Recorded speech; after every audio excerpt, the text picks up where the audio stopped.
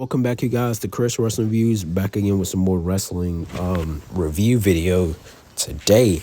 Of course, I'm doing this on a Saturday, you guys, about 1 p.m. my time over WWE Friday Night SmackDown from last night.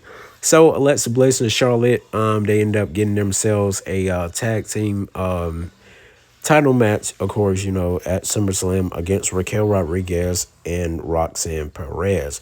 So definitely going to be interesting, you guys. I do want to talk about something though, as you can, see, as you see, like some clips of the matches. But I'm curious to wonder if we will possibly get Alexa Bliss to actually turn heel at SummerSlam.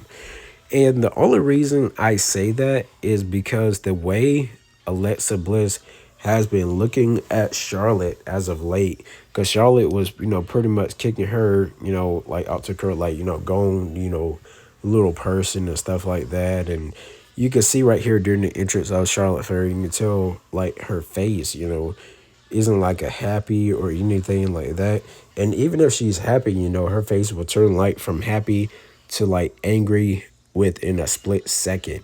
And so, of course, Alexa Bliss, she would help Charlotte actually win her match because Raquel Rodriguez tried to get in there. And of course, you guys, like I said, Charlotte's definitely going to be a big baby face on SmackDown for sure. One of the big baby faces, because we already got Jay, I think. Or no, well, we'll see. Anyways, you guys, we, of course, this was the part after the show where we seen Alexa Bliss doing that little heart thing. But if you get a little closer, you can tell how angry she looks, like she was ready to snap on Charlotte. Will they win the tag team titles at SummerSlam, or will Alexa Bliss turn heel?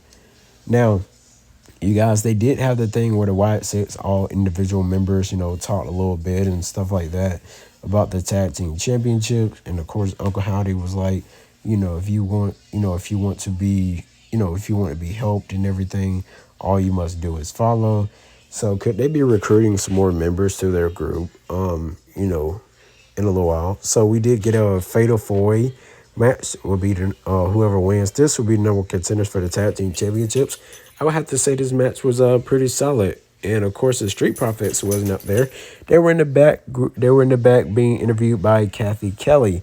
And of course, you see B-Fab looks like she has sidelined back with her boys, of course, you guys. And B-Fab, she tried to get them, like positivity and stuff like that. But we tried to work on turning the Street Profits heel, but the crowd just can't boo them at all. Like, I don't know if they need to like split up or what.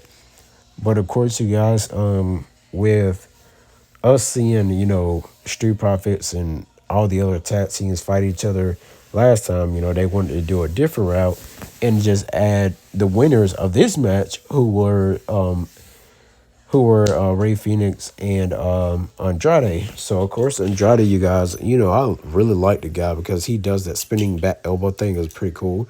Now in this match right here, you guys, could this match become a triple threat tag team match for the championships at SummerSlam? And only reason why, I feel like Montez Ford and Angelo Dawkins could interfere, but then again, you guys, I'm very much wondering what's going to happen.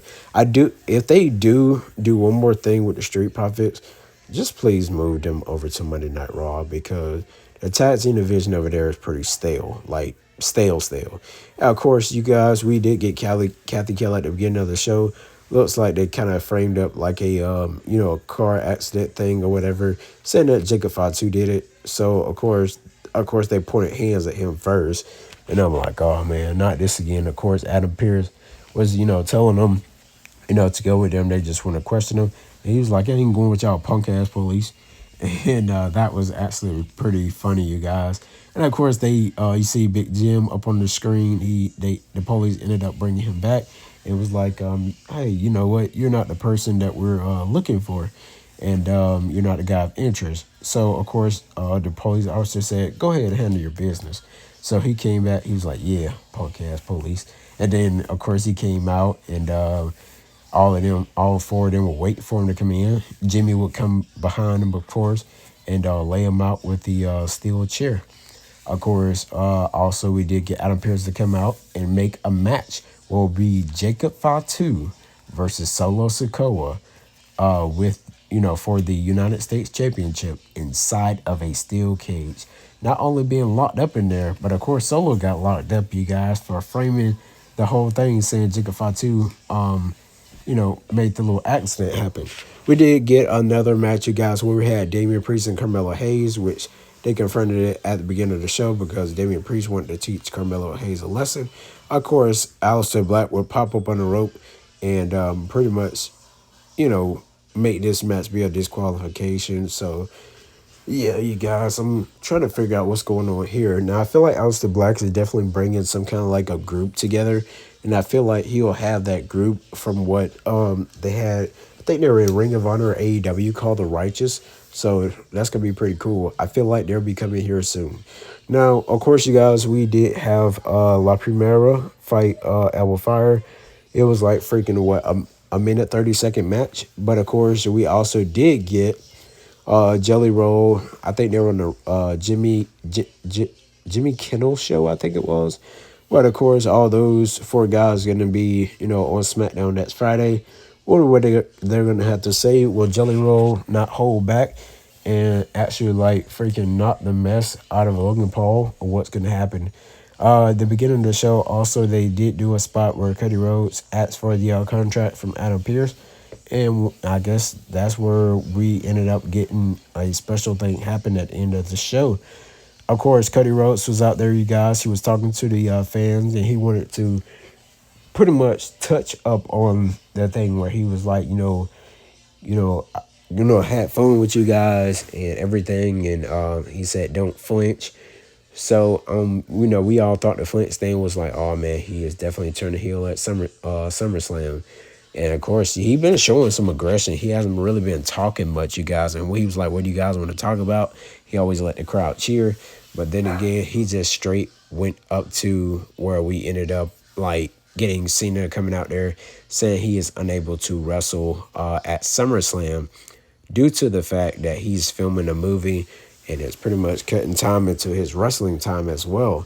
I don't know if Cena didn't want to fight Cody or were he being like very serious, you guys. But of course, Cody, you can tell on his face, like, he went all the way overseas or whatever just to beat his friend Randy Orton for John Cena to not be able to fight. And of course, Cody goes out there, started brawling with Cena. And of course, it made it so interesting, you guys, to where Cody Rhodes actually went across the head of John Cena with the championship. And John Cena doesn't seem like the guy to where, he's like how he was when he first turned heel. He doesn't seem like that bad anymore, and looks like he's turning more babyface than heel. So we're definitely going to see what happened. Cody Rhodes did have the contract and landed on John Cena through the table. And so, I'm like, okay, I was like, there's something interesting that's going to happen here. So, of course, he forged John Cena's signature using John Cena's hand, by the way, and saying that, hey, John, if you didn't read the fine print, this match right here now is going to be a street fight. And I was like, okay, cool. Now, something is going to definitely happen here. I'm wondering what's going to happen. We got to see what's going to happen, you guys. Come SummerSlam. Like, comment, subscribe to Chris Wrestling Reviews here on YouTube.com. Also, follow me on TikTok at Chris, KHRIS944. Till next time, you guys, I'll see you guys back here with some wrestling news, review, or prediction video, especially for SummerSlam. Probably I'll do it in... probably do it like that Thursday of that weekend. So anyways, you guys, I'll see you guys later. Peace.